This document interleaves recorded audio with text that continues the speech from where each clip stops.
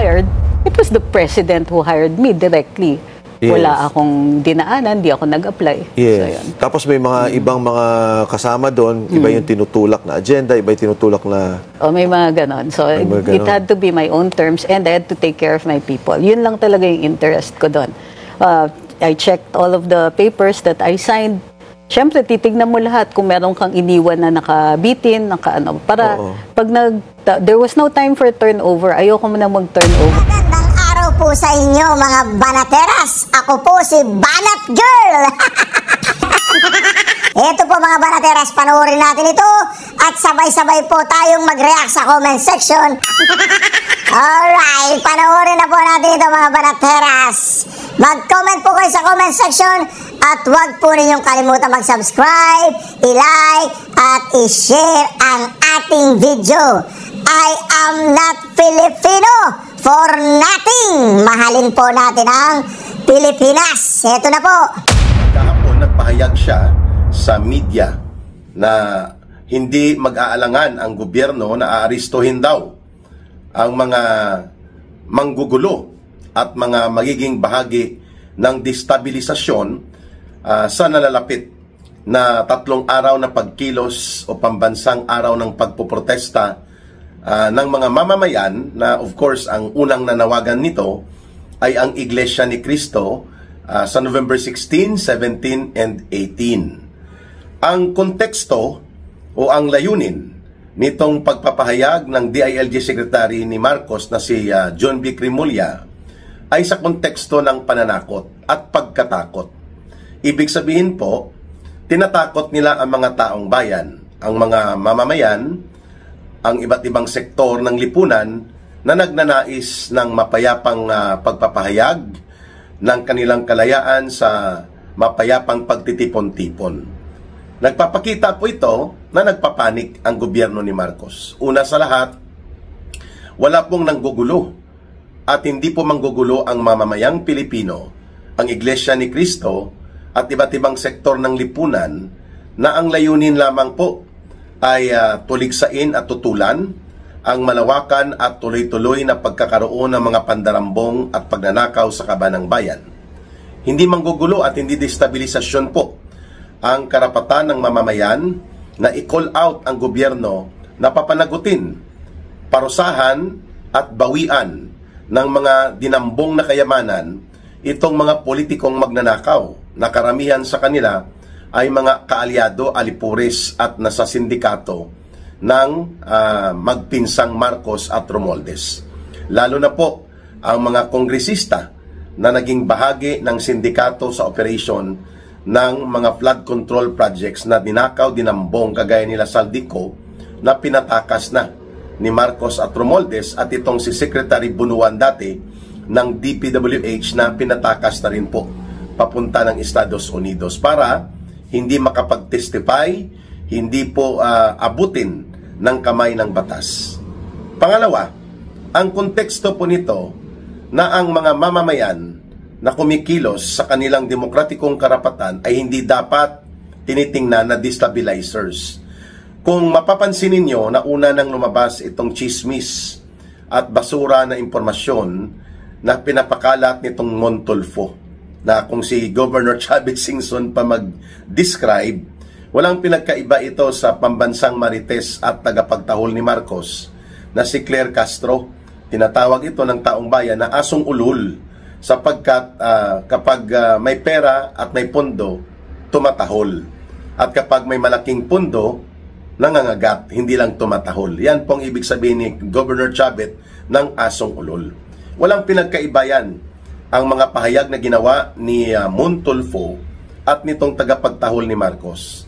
That was only 3 days ago na ipinapakita nila that they have received information daw na may destabilisasyon laban sa gobyerno ni Marcos at ni Romualdez para pabagsakin sila ang gobyernong ito mula doon sa mga taong ang layunin ay manggulo at mangagaw ng kapangyarihan.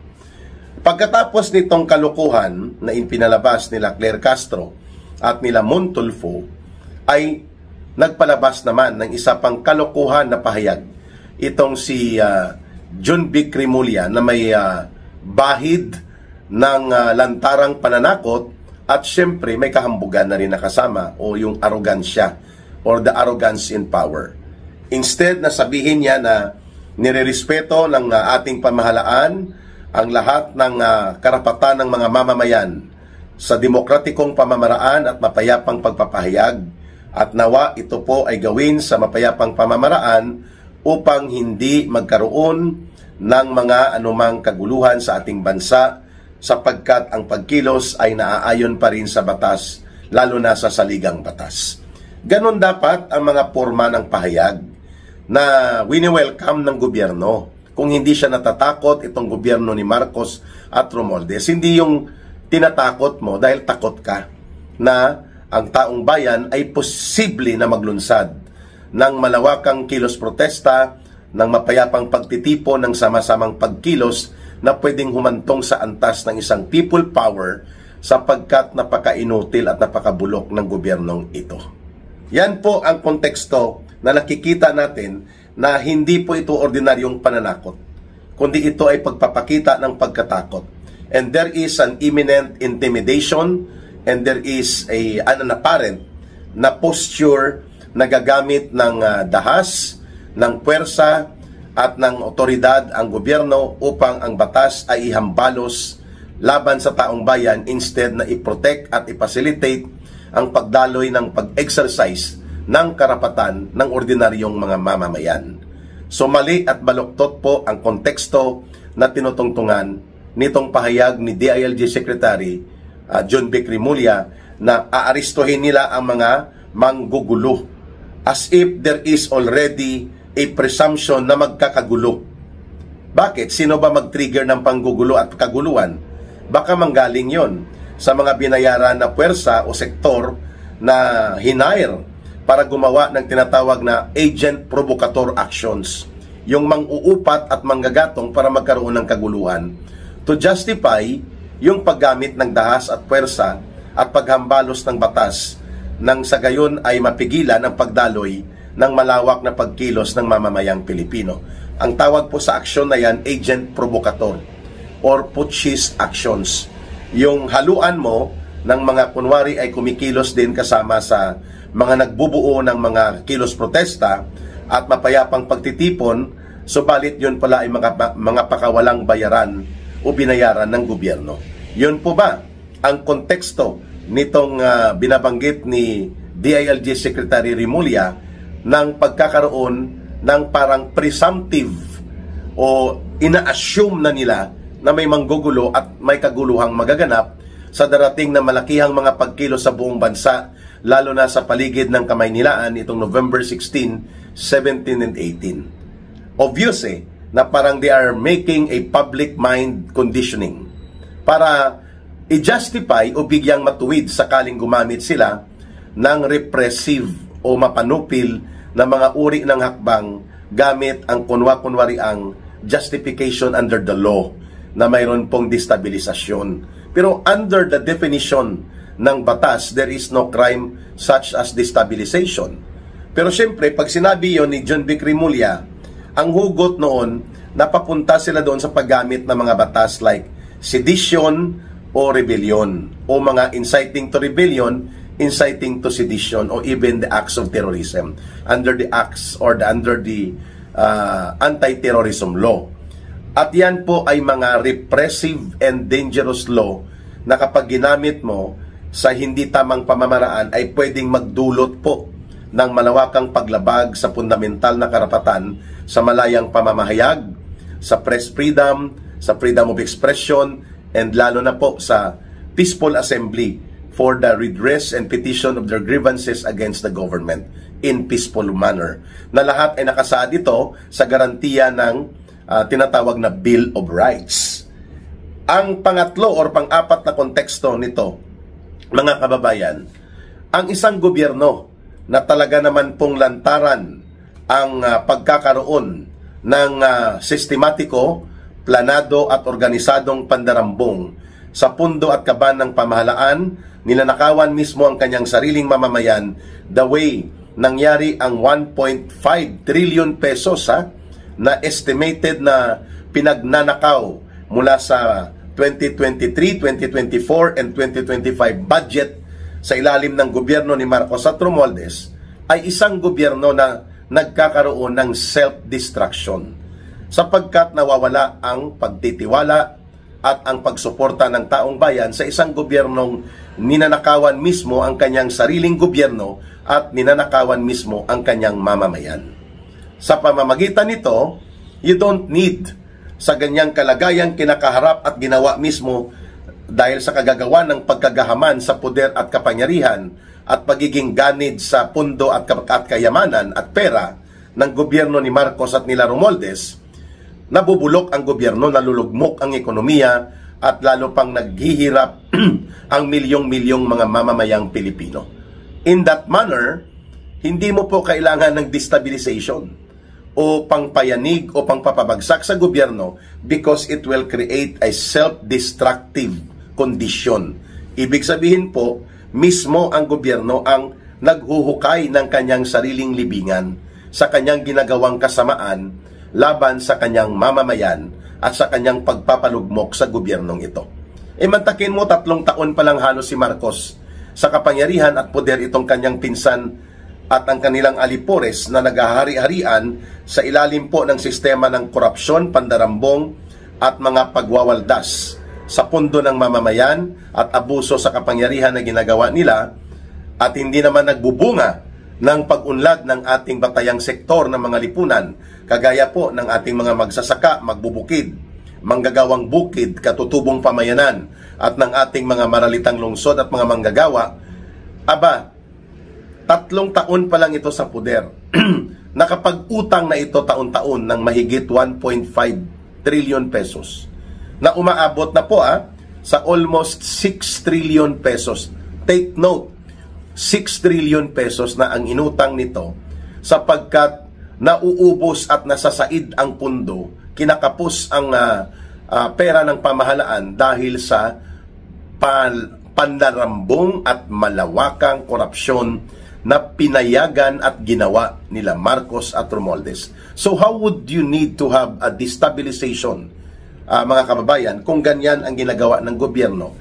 Talaga naman pong magde-destabilize ito sa kanyang sariling kagagawan, and it will collapse on its own weight of corruption and plunder and the crimes that it commits against the people.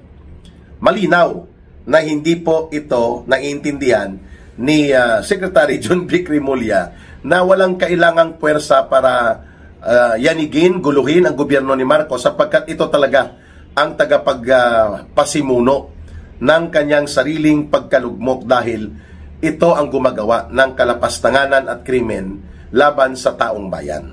Yun. On that note, mga kababayan, kailangan po nating mag-push back. We need to stand our ground.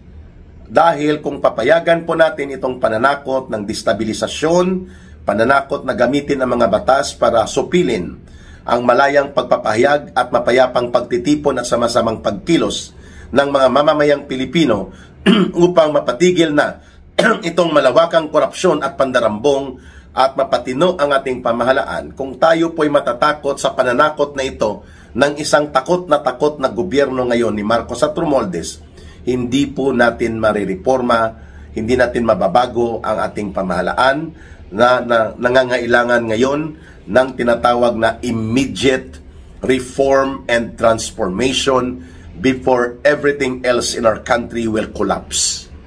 Yan ang dahilan kung bakit kailangan nating magpahayag na nasa saligang batas po ng ating bansa sa pinakamataas na batas ang garantiya sa malayang pagtitipon, malayang pagpapahayag at mapayapang pagkilos ng mamamayan.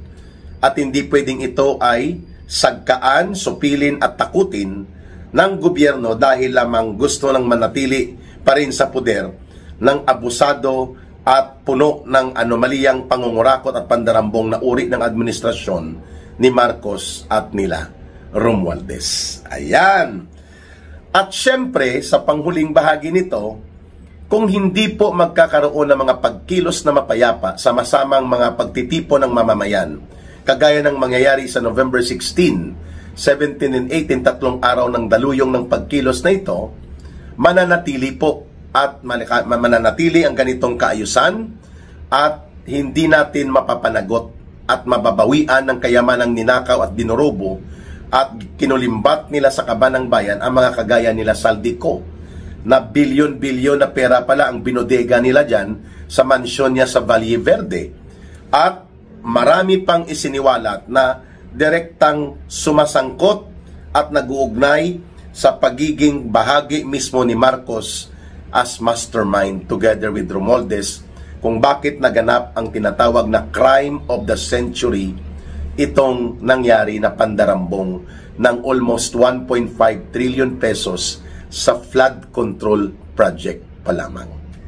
Kaya mga kababayan, samahan po natin ng dasal, ng panalangin sa makapangyarihang Diyos o Allah na atin pong gabay sa ating pagkilos, lakas ng loob, pagtitiwala sa kaayusan at kahandaan ng mamamayang Pilipino na sumama sa pagsasagawa ng mga pagkilos para sa pagdaloy ng kasaysayan patungo sa mga pagbabago na nais nating abutin sa ating lipunan. Hindi para pabagsakin o guluhin ang ating bayan o pabagsakin ang gobyerno, kundi baguhin at reformahin ang nabubulok na administrasyon na nangyayari ngayon at dahilan kung bakit tuloy-tuloy na dumadausdos ang ekonomiya, tuloy-tuloy na sumasadsad ang value ng peso sa dolyar at napakasama ng pagtingin ng maraming bansa sa paligid ng ating buong mundo na napakakurakot ng Pilipinas at nandyan tayo sa nangungunang mga bansa sa buong daigdig na pinamumunuan ng kurakot at bulok na gobyerno, and that we cannot afford to go on. Just because tinatakot tayo ni Marcos at ni Romualdez at ng kanyang mga alipores, kagaya nitong DILG Secretary Remulla na destabilisasyon daw ang kanilang tinitingnan at ito daw ang gagamitan nila ng kapangyarihan ng otoridad ng Estado upang arestuhin o kaya ay mapatigil ang daloy ng mga pagkilos na ito. Pero nakalimutan ni John Vic Remulla ang kasaysayan in People Power 1 na nagpalaya sa diktadura at masamang gobyerno noon na paghahari ng tatay ni Marcos Sr. That was also people power, and it was a show of collective na pagkilos ng tao, ng mamamayang Pilipino, at naging mapayapa din. Hindi naging madugo. At hindi yon destabilisasyon. It was a historic moment where the direct sovereign action of the people ng mamamayang Pilipino nagbunga ng pagpapalaya sa isang masama, mapang-abuso at gahaman sa pundo at kapangyarihan na gobyerno ng tatay ni Marcos Sr.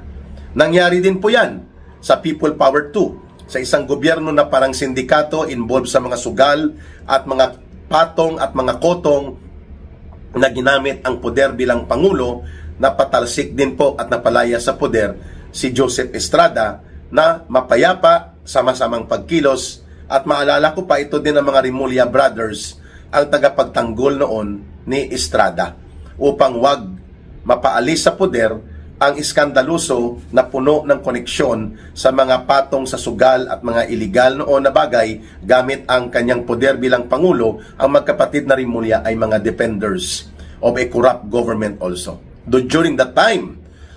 So dalawang people power na mapayapa at hindi destabilisasyon. Ngayon, ito din ang mangyayari malamang sa malamang kay Marcos Jr. Dahil mas naging malupit ang kanyang pagkagahaman at ng kanyang gobyerno at naging mas malala ang pagkainutil at pagkakontra mamamayang Pilipino na uri ng administrasyong ito. Kaya hindi mapipigilan ng pagkakaroon ng mga pananakot, mga gulpi di gulat na destabilisasyon o ano paman ang namumuong pagkagalit ng taong bayan upang ito ay mapalitan na sa kapangyarihan niya at mapaalis sa kanyang pag-aabuso sa poder at pondo ng bayan kasamang pinsan niyang si Romualdez. The ground swelling, yung lalo lamang lumalaki at lumalawak na pagkagalit ng taong bayan ay hindi na po yan mapipigilan. Kasaysayan na po ang nagtatakda niyan. Muli, tayo po ay maninindigan sa November 16, 17, and 18 para sa kinabukasan, para po sa pagsusulong ng mabuting pamamahala at para na rin po sa pagbubuo ng matino at matuwid na pamahalaang nagkakaroon ng totoong at sinsirong pagkalinga at pagtindig sa interes ng mamamayan. Hindi ng mga oligarko, ng mga magnanakaw na politiko, at hindi sa pansariling interes na magkaroon ng kapangyarihan at poder upang magpayaman, kagaya na nakikita natin sa sabwatan ng gobyerno ni Marcos at nila Romualdez. Mahalin natin ang bansang Pilipinas, walang ibang magmamahal nito, kundi tayo ring mga Pilipino. Para sa Diyos at sa Pilipinas nating mahal, mabuhay ang sambayan ng Pilipino. May God bless everyone, and may Allah will be with those who are Muslim brothers and sisters. Bye for now. Maraming salamat muli.